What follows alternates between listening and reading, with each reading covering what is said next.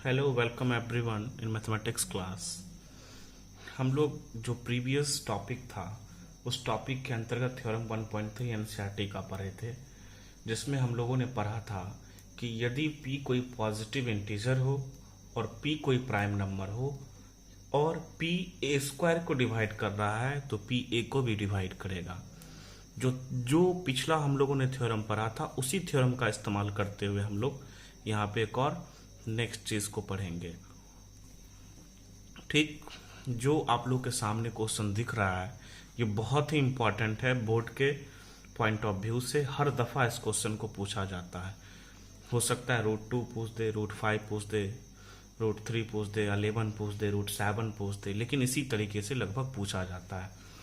तो इसमें जो हम आपको आज प्रूव करके दिखाएंगे कि prove that √2 is an irrational number. हम लोग इरेशनल नंबर जानते हैं कि √2 इरेशनल नंबर है, लेकिन हम लोग आज इसको प्रूव करना सीखेंगे कि हम कैसे कह सकते हैं कि √2 इरेशनल नंबर है। तो इससे पहले हम लोग को एक चीज जो जानना बेहद जरूरी है कि को प्राइम नंबर्स किसे कहते हैं, क्योंकि इस थ्योरम को प्रूव करने के लिए को प्राइम्स नंबर का होना जानना जरूरी है। तो को प्राइम नंबर्स किसे कहते हैं? Two numbers are said to be a coprime if they have one as common factor. यानी दो नंबर्स को हम को प्राइम कहेंगे यदि उनका कॉमन फैक्टर एक और केवल एक हो और वो भी क्या हो, वन ही हो। जैसे कि एग्जांपल को हम लोग देखते हैं 4 और 9। 4 और 9 को हम को प्राइम नंबर कहते हैं। क्यों? क्योंकि जब आप 4 का फैक्टर देखिएगा तो 1 × 4 = 4, 2 × 4 = 4, और 9 के फैक्टर को देखिए तो 1 × 9 = 9, 3 × 3 = 9। तो फैक्टर ऑफ 4 क्या हो गया? 4 का फैक्टर 1, 2, 4, और 9 का फैक्टर कौन हो गया? 1, 3, 9। तो इस कंडीशन में आप देखिए कि कितना फैक्टर कॉमन आ रहा है। एक फैक्टर कॉमन आ रहा है और वो भी 1 है। यानी ऐसा नंबर जिसके बीच केवल एक ही कॉमन फैक्टर हो और वो भी क्या हो, 1 हो, तो वो को प्राइम नंबर कहलाते हैं। और 2 नंबर अगर को प्राइम नंबर है और वो फ्रैक्शनल फॉर्म में है, दो नंबर को प्राइम नंबर है, यानी इनका अगर एचसीएफ 1 है तो ये अपने सिंपलेस्ट फॉर्म में कहे जाते हैं। यानी कि इनको अब इसके फर्दर हम इसके सिंपलेस्ट फॉर्म में नहीं लिख सकते हैं। जैसे 7/15, ये 7 और 15 को प्राइम नंबर है, और अगर ये इस तरीके से फ्रैक्शन फॉर्म में लिखा है तो इसका मतलब है कि ये अपने सिंपलेस्ट फॉर्म में है। कोई ऐसा नंबर नहीं है जो इस दोनों नंबर को डिवाइड करेगा, कोई कॉमन फैक्टर इनके बीच नहीं है। अगर को प्राइम नंबर फ्रैक्शनल फॉर्म में है तो उनके बीच कोई भी कॉमन फैक्टर नहीं है।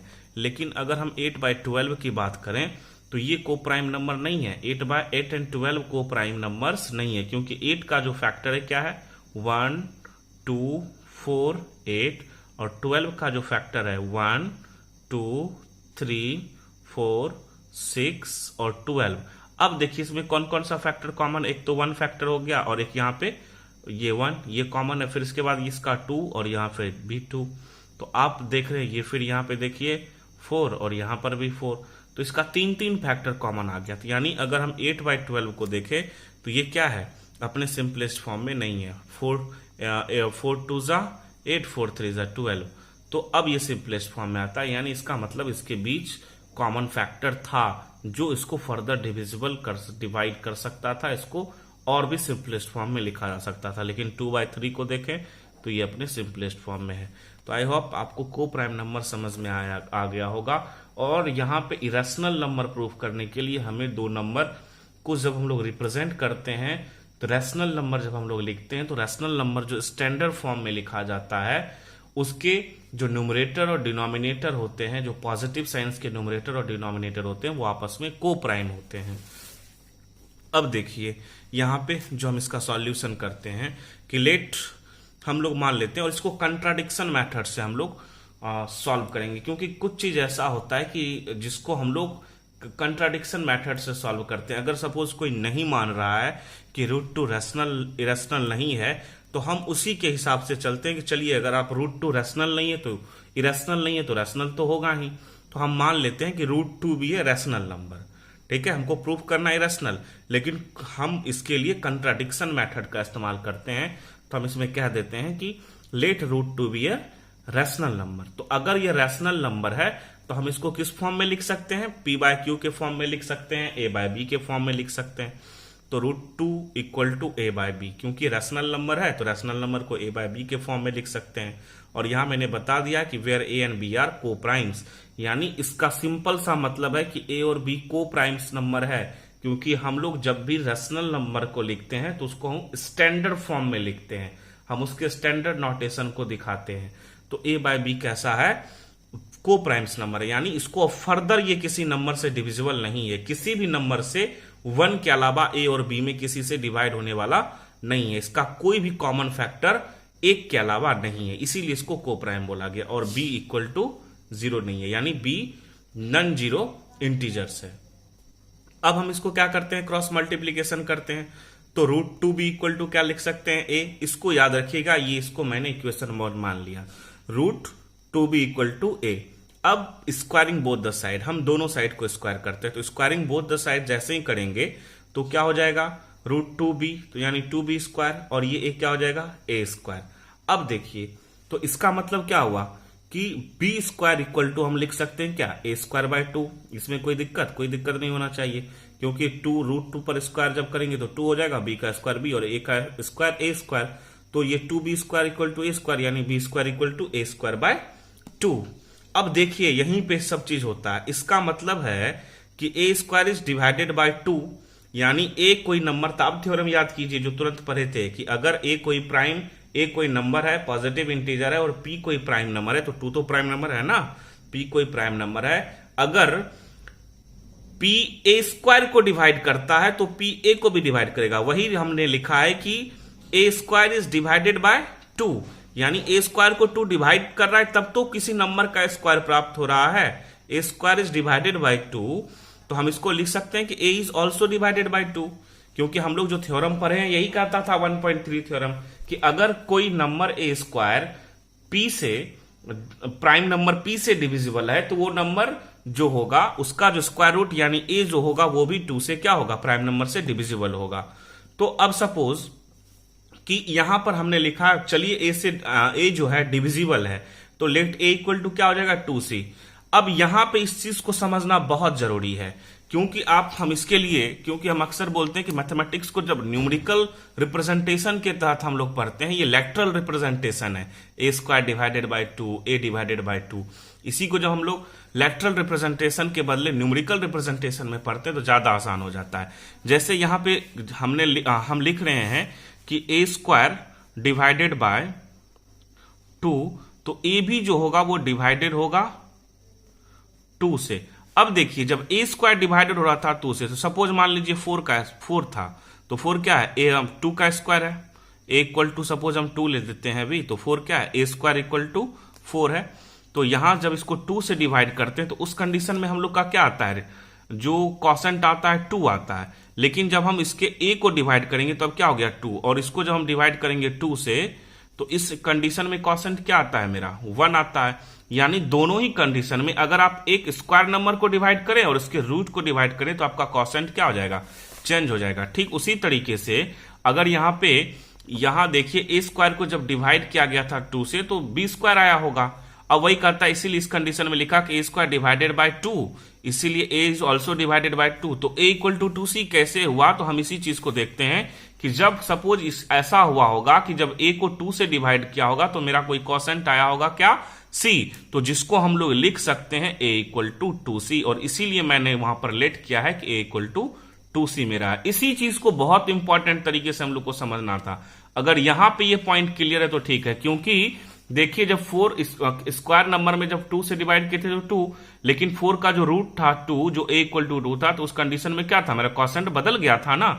इस कारण से A square by 2 equal to B square था, लेकिन A बाय 2 जो होगा वो B हो जाएगा, ऐसा पॉसिबल नहीं है। इसीलिए मैंने इसको A बाय 2 इक्वल टू क्या लिखा है, C लिखा है, जो बाद में मैंने लेट करने वक्त माना है कि late A equal to 2C। मैं देखिए इस पॉइंट पर बहुत ज्यादा बल दे रहा हूं, क्योंकि यही इंपॉर्टेंट है, बच्चा यहीं फंस जाता है। अगर समझ में आपको यहां नहीं आएगा तो प्रॉब्लम हो जाएगा, इसीलिए आपको इस चीज को, इस पॉइंट को अच्छे तरीके से समझिए।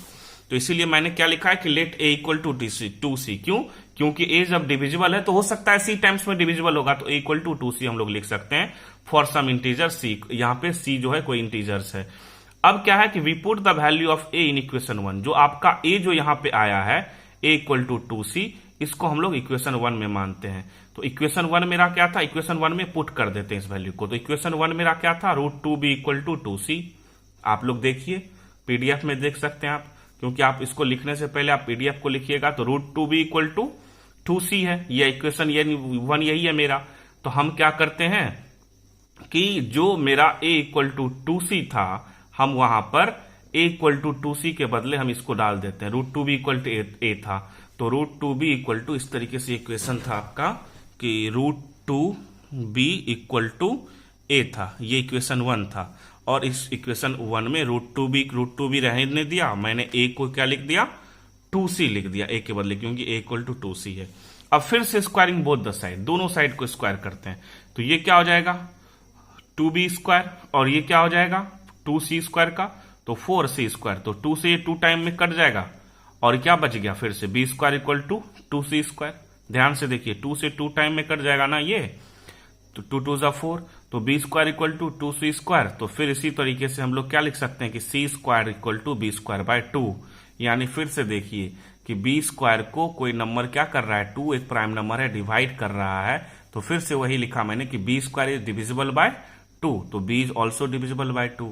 यानी b स्क्वायर जब 2 से डिविजिबल है तो b जो है वो भी 2 से डिविजिबल है। अब देखिए प्रॉब्लम जो है, हम जो माना था रेशनल नंबर है और वो को प्राइम्स नंबर है, वही कंट्राडिक्शन यहाँ पे लाएगा। को प्राइम कहने का मतलब क्या होता है कि वो अपने सिंपलेस्ट फॉर्म में किसी से डिविजिबल होगा नहीं। हम ऊपर बोल रहे थे, ऊपर जो यहाँ पे इक्वेशन था, यहाँ पे मैंने लिखा कि a is also divisible by 2, और यहाँ पे हम लोग लिख रहे हैं कि b is also divisible by 2, b is also divided by 2 या डिविजिबल बाय 2। यानी कि b को जो है 2 भी डिवाइड करता है। तो अब इस कंडीशन में हम लोग क्या देख रहे हैं कि a जो है 2 से डिविजिबल है और b भी 2 से डिविजिबल है। यानी इसका मतलब है कि a और b के बीच एक कॉमन फैक्टर है, और वो कौन है, 2 है। और वही लिख रहे हैं कि thus a and b have a common factor 2। इसका मतलब यही है कि a और b के बीच कॉमन फैक्टर है। But this contradicts the fact that a and b are coprime. लेकिन ये तो कंट्राडिक्शन ला दिया, हमने जो माना था कि a और b कोप्राइम नंबर है, अब तो ये कोप्राइम नंबर रहा नहीं, क्योंकि a जो है 2 से डिविजिबल है और b और 2 से डिविजिबल है, तो इसका मतलब 2 से वो दोनों नंबर डिवाइड है। और कोप्राइम नंबर्स तो कहता है कि जब आप कोप्राइम नंबर्स को लिखते हैं फ्रैक्शन के फॉर्म में, तो वो अपने सिंपलेस्ट फॉर्म में है। तो इसीलिए हम लोग लिखते हैं कि आवर एजम्पशन इज रॉन्ग, यानी हम जो माने हैं वो हमारी मान्यता गलत है। क्या माने थे कि √2 is irrational number, hence √2 is ए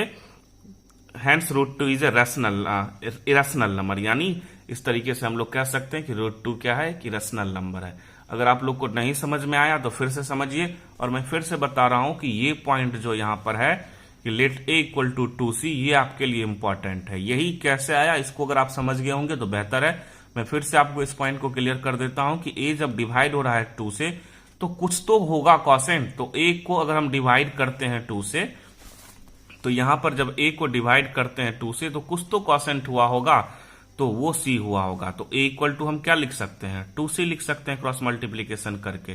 ठीक है, तो इसीलिए हम लोग इसको लिखा गया। जैसे मान लो कोई नंबर था 8 को डिवाइड करेंगे 2 से तो क्या होगा 4, तो 8 इक्वल टू 2 इंटू 4 लिख सकते हैं। तो ये राइट इक्वेशन है ना, तो इसीलिए मैंने इसको यहाँ पे a इक्वल टू 2c लिखा। और a इक्वल टू 2c लिखने के बाद जो हमारा वैल्यू था उसको मैंने इक्वेशन 1 में डाल के फिर दूसरा निकाल दिया कि ये जो है b को भी 2 डिवाइड कर रहा है, यानी b is also divided by 2। b भी जो है वो 2 के द्वारा विभाजित है, तो यहाँ पे कॉन्ट्राडिक्शन आता है। तो आई होप आप लोग को ये क्लियर हो गया होगा।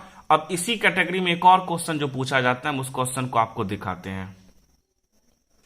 इस क्वेश्चन के अंतर्गत देखिए, आपको देख के रखा है कि प्रूव दैट 3 + 5√2 इज इरेशनल।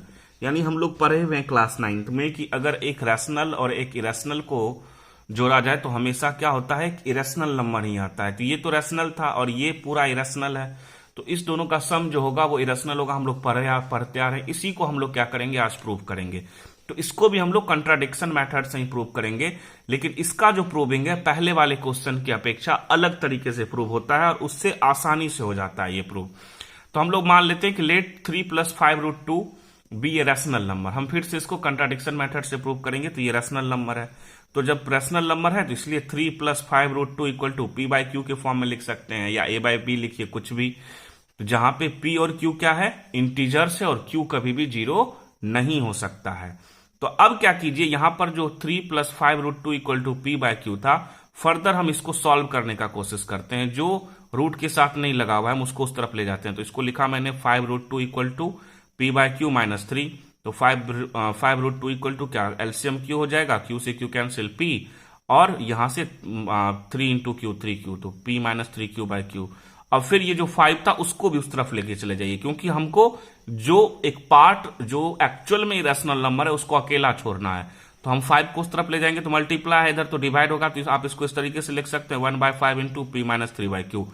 अब बउआ ये बताइए, समझिए कि ये जो पूरा है, हम p और q के बारे में, इंटीजर्स के बारे में कर रहे हैं कि तो इंटीजर्स का जितना भी कॉम्बिनेशन है, आप कितने भी इंटीजर्स ले लीजिए, और ये कह रहा है कि q आपका 0 नहीं है, तो इस कंडीशन में इसका जो फॉर्मेशन होगा, आप इंटीजर्स की सहायता से जो नंबर बनाएंगे और डिनोमिनेटर में जो q 0 नहीं है, तो वो हमेशा रैशनल नंबर का फॉर्मेशन करेगा। आप p और p का कोई भी वैल्यू ले लीजिए और q का केवल 0 के अलावा कोई वैल्यू ले लीजिए, तो आप इसको सॉल्व करके देख सकते हैं, तो ये एक रैशनल नंबर ही आएगा। तो वही लिखा है मैंने, here 1/5 p minus 3q by q is a rational. ये कैसा नंबर है, रैशनल। अब कभी भी रैशनल एक इरेशनल के बराबर नहीं हो सकता, तो ये रैशनल है, तो इस हिसाब से हमको √2 को भी क्या करना होगा कि ये भी मेरा क्या है, रैशनल। इसीलिए मैंने लिखा कि √2 इज रैशनल। लेकिन अभी तुरंत हम पहले अभी प्रूफ कर चुके हैं कि √2 रैशनल नहीं है, but √2 is an irrational number. √2 क्या है, एक इरेशनल नंबर है।